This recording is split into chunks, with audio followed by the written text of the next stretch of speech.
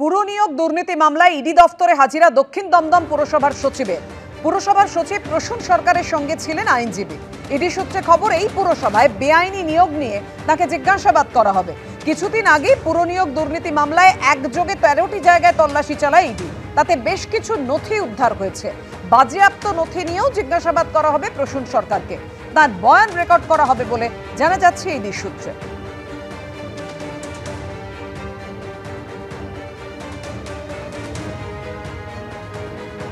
দুর্গাপুর কাণ্ড নিয়ে তোলপাড়ের মধ্যেই দিল্লিতে সাউথ এশিয়ান বিশ্ববিদ্যালয় ক্যাম্পাসে ছাত্রীকে ধর্ষণের চেষ্টার অভিযোগ উঠল। অন্যদিকে নিরাপত্তাহীনতায় ভুগছেন পুরুলিয়ার দেবেন মাহাতো মেডিকেল কলেজের পড়ুয়ারা।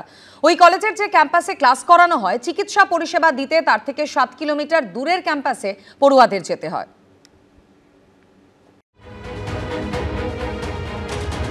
দুর্গাপুরে ডাক্তারি পড়ুয়াকে গণধর্ষণের অভিযোগ ঘিরে পশ্চিমবঙ্গ তোলপাড়। প্রতিবাদে নিন্দায় তৃণমূলকে আক্রমণে সরব পশ্চিমবঙ্গ থেকে ওড়িশা বিজেপি। আর এরই মধ্যে দিল্লিতে অভিজাত শিক্ষা প্রতিষ্ঠান সাউথ এশিয়ান বিশ্ববিদ্যালয় ক্যাম্পাসে ইঞ্জিনিয়ারিং এর ছাত্রীকে ধর্ষণের চেষ্টার অভিযোগ উঠল। ভয়ঙ্কর এই অভিযোগ উঠেছে বিশ্ববিদ্যালয়েরই এক নিরাপত্তারক্ষী ও 2 ছাত্রের বিরুদ্ধে। সূত্রের খবর, রবিবার সন্ধ্যায় বিশ্ববিদ্যালয় ক্যাম্পাসে অডিটোরিয়ামে পাশ দিয়ে যাচ্ছিলেন ওই ছাত্রী। তখনই তাকে টেনে নিয়ে গিয়ে ধর্ষণের চেষ্টা করা হয় বলে অভিযোগ। এই ঘটনা সামনে আসতেই ক্যাম্পাসে নিরাপত্তার দাবি তুলে বিক্ষোভ দেখান পড়ুয়ারা।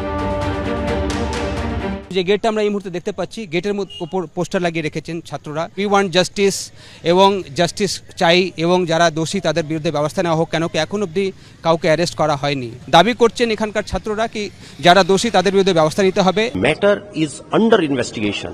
Police has already registered the FIR. Our committee is also looking into the matter very seriously. Our whole management is sitting and talking about how to further go about it.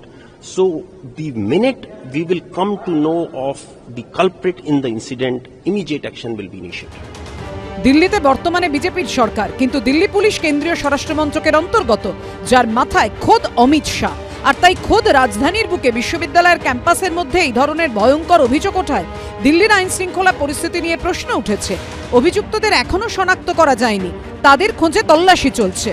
দিল্লির এই ঘটনাকেও আমি একই পংক্তিতে ফেলবো, এটা একটা সামাজিক ব্যাধির বহিঃপ্রকাশ, এবং এইটা নিয়ে রাজনীতির বদলে বলবো যে এই ঘটনার তদন্ত করে দোষীদের শাস্তি দেওয়া, একটা ডিটারেন্ট ব্যবস্থা, যাতে দোষীরা চিন্তা করে যে এরকম করলে আমাদের উপর শাস্তি হবে। দিল্লিতে যদি অত্যাচার হয় তাহলে দিল্লির মানুষরা নামবে, আজকে উত্তরপ্রদেশে যদি হয় তাহলে উত্তরপ্রদেশের মানুষরা নামবে। আমরা কিন্তু কখনো কন্ডেম করব না, এই মানসিকতা কিন্তু আমাদের নেই। কিন্তু তফাৎটা কি জানেন, আজকে উড়িষ্যা বলুন, ইউপি বলুন, কি দিল্লি বলুন, এখানে ক্রাইম হলে না সেখানে শাস্তিটা হয়, সেখানে বাইপাস করার চেষ্টা দেখি না সরকারের তরফ থেকে।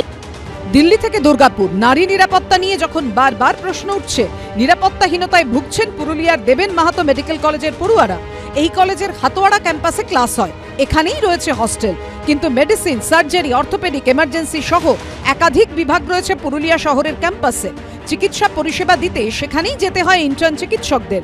আর পুরুলিয়া শহর থেকে হাতোয়াড়া ক্যাম্পাসের দূরত্ব প্রায় 7 কিলোমিটার।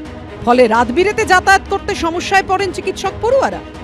আমাদের মহিলা ডাক্তার সহ সমস্ত ডাক্তারদের যাতায়াতের সমস্যা, রাস্তায় রাত্রিবেলা অন্ধকারে যাতায়াতের সমস্যা। রিসেন্টলি দুর্গাপুরে একটি মেয়ের সাথে অনভিপ্রেত ঘটনা ঘটেছে। আমরা চাই না আমাদের এখানেও সেই ঘটনা ঘটুক, এবং সেই জন্য আমরা চাইছি মেডিসিন, সার্জারি, ENT, অর্থ সহ সমস্ত ডিপার্টমেন্ট সদর থেকে অবিলম্বে হাতোয়াড়াতে স্থানান্তরিত করা হোক। ক্যাম্পাস শিফট হওয়ার যে প্রসেসটা চলছে এখনো কমপ্লিট হয়নি। নিরাপত্তা বলতে যেটা গাড়ি আমাদের আছে 10:30 পর্যন্ত গাড়ি দেওয়া আছে, 10:30 পর্যন্ত, আর তারপরে রাতে মুভ করার দরকার হয় না। চিকিৎসার সব বিভাগ হাতোয়াড়া ক্যাম্পাসে স্থানান্তর ও পরিকাঠামো উন্নয়নের দাবিতে সোমবার থেকে কর্মবিরতিতে বসেছেন 94 জন ইন্টার্ন। বিজেন্দ্র সিংহ, সন্দীপ সমাদ্দার ও কৃষ্ণেন্দু অধিকারীর রিপোর্ট, এবিপি আনন্দ। চলে আসছে পরের খবরে। জল্পনা মতোই ভবানীপুর বিধানসভা কেন্দ্র থেকে প্রার্থী হচ্ছেন মমতা বন্দ্যোপাধ্যায়। বিজয়া সম্মেলনীর মঞ্চ থেকে বড় মন্তব্য করলেন তৃণমূলের রাজ্য সভাপতি। এদিকে বাকি 293টি কেন্দ্রের প্রার্থী নির্বাচন নিয়েও বার্তা দিলেন সুব্রত বক্সী। ভবানীপুরের বিজয়া সম্মেলনীতে অডিও বার্তায় এলাকায় বহিরাগত প্রসঙ্গে সরব হলেন মমতা বন্দ্যোপাধ্যায়, যার পাল্টা জবাব দিয়েছে বিজেপি। যতটা ধারণা যে মমতা বন্দ্যোপাধ্যায় প্রার্থী হতে চলেছেন আগামী বিধানসভা ভোটে কি ভবানীপুর থেকে প্রার্থী হতে চলেছেন মমতা বন্দ্যোপাধ্যায়? মঙ্গলবার বিজয় সম্মেলনী থেকে কার্যত ঘোষণাই করে দিলেন খোদ তৃণমূলের রাজ্য সভাপতি সুব্রত বক্সী। 2021-এর বিধানসভা ভোটে নন্দীগ্রাম থেকে প্রার্থী হয়েছিলেন মমতা বন্দ্যোপাধ্যায়। সেখান থেকে হেরে যান তিনি। পরে উপনির্বাচনে ভবানীপুর থেকে জিতে আসেন। এবার সামনে 26-এর বিধানসভা ভোট। তা নিয়ে রাজনৈতিক মহলে যখন নানা জল্পনা চলছে, তখন মঙ্গলবার এই মন্তব্য করলেন সুব্রত বক্সী। এক ধাপ এগিয়ে জয়ের মার্জিন নিয়ে কার্যত টার্গেট বেঁধে দিলেন ফিরহাদ হাকিম। যতটা ধারণা যে মমতা বন্দ্যোপাধ্যায় প্রার্থী হতে চলেছেন, তো স্বাভাবিকভাবেই আমরা বলবো যে মমতা বন্দ্যোপাধ্যায়কে চতুর্থবারের জন্য আমাদের বাংলার মসনদে বসাতে হবে এবং প্রচুর ভোটে জিতবেন এই প্রত্যাশা আমাদের আছে। আমরা ভবানীপুরে 1 লক্ষ ভোটে মুখ্যমন্ত্রী মমতা বন্দ্যোপাধ্যায়কে জয়ী করব। যদিও এ নিয়ে পাল্টা কটাক্ষ ছুড়ে দিয়েছে বিজেপি। ভবানীপুর থেকে জেতানোর জন্য মুখ্যমন্ত্রীকে এখন থেকে প্রয়াস করতে হচ্ছে, এখন থেকে পুরো পার্টিকে নামতে হচ্ছে। তৃণমূল কংগ্রেস ভয়ে রয়েছে যে ভবানীপুর কেন্দ্র থেকে মুখ্যমন্ত্রী জিততে পারবেন কিনা। এর সংশয়, প্রশ্ন তৃণমূলের মধ্যে দানা বেঁধেছে, যে কারণে এখন থেকে পুরো পার্টিকে মমতা ব্যানার্জিকে জেতানোর জন্য উঠে পড়ে লাগতে হচ্ছে। উত্তরবঙ্গে থাকায় এই সম্মেলনে ছিলেন না মুখ্যমন্ত্রী। তার অডিও বার্তা সকলকে শোনান ফিরহাদ হাকিম। ভবানীপুরটা পুরো আউটসাইডারদের দিয়ে ভরিয়ে দেওয়া হচ্ছে, পুরো একটা প্ল্যানিং করে। আমি আউটসাইডার মানে যারা বেঙ্গল থাকেন তাদের আউটসাইডার বলছিলাম, যারা হঠাৎ করে বাইরে থেকে এসে টাকা খরচ করে জায়গা কিনে বাড়ি তৈরি করে কাউকে কিছু টাকা দিয়ে লোকালি বেরিয়ে চলে যাচ্ছে, এবং তারপরে সেই জায়গাগুলো আদৌ যারা ফ্ল্যাট কিনছে তারা না পাচ্ছে, জল না পাচ্ছে, ড্রেনেজ সিস্টেম না পাচ্ছে ঠিকমতো ব্যবস্থা। এবং সেক্ষেত্রে আমরা কেন এটা বুঝবো না? সবকিছু দেখে রাখতে হবে আমাদের, কারণ দায়িত্ব আর দায়বদ্ধতা সবই আমাদের। সেই জন্যই আপনাদের কাছে আমার অনুরোধ থাকবে, আর সবাই ভালো থাকুন, সবার পরিবার ভালো থাকুক। সারা পশ্চিম বাংলার ডেমোগ্রাফিক চিত্রটাকে পাল্টে দিয়েছেন মমতা ব্যানার্জি বাংলাদেশি মুসলমান অনুপ্রবেশকারী আর রোহিঙ্গা মুসলমানদের এনে। আর উনি আবার কথা বলছেন ভবানীপুর নিয়ে।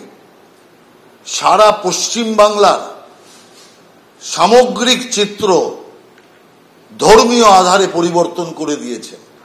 এদিন প্রার্থী নির্বাচন নিয়ে আরো ইঙ্গিতপূর্ণ মন্তব্য করেন সুব্রত বক্সী।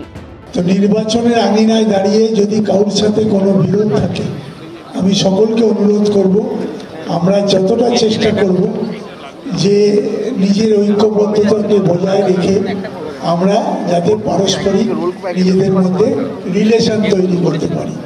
স্বাভাবিকভাবেই সকলের একটা দায়িত্ব আছে। মমতা বন্দ্যোপাধ্যায় প্রার্থীপদ ঠিক করবেন, তিনি যাকে প্রার্থী করবেন, অর্থাৎ যার হাতে সিম্বল থাকবে তিনিই আমাদের প্রার্থী। তো স্বাভাবিকভাবেই আমি আপনাদের অনুরোধ করব, আসুন ঐক্যবদ্ধ মেজারে সকলকে একসাথে কাঁধে কাঁধ মিলিয়ে লড়াই করে আমরা এই নির্বাচনে জয়যুক্ত হব। এখানেই প্রশ্ন উঠছে, তাহলে কি বিধানসভা ভোটে প্রার্থী নির্বাচন নিয়ে অশান্তির আভাস পাচ্ছে তৃণমূল শীর্ষ নেতৃত্ব?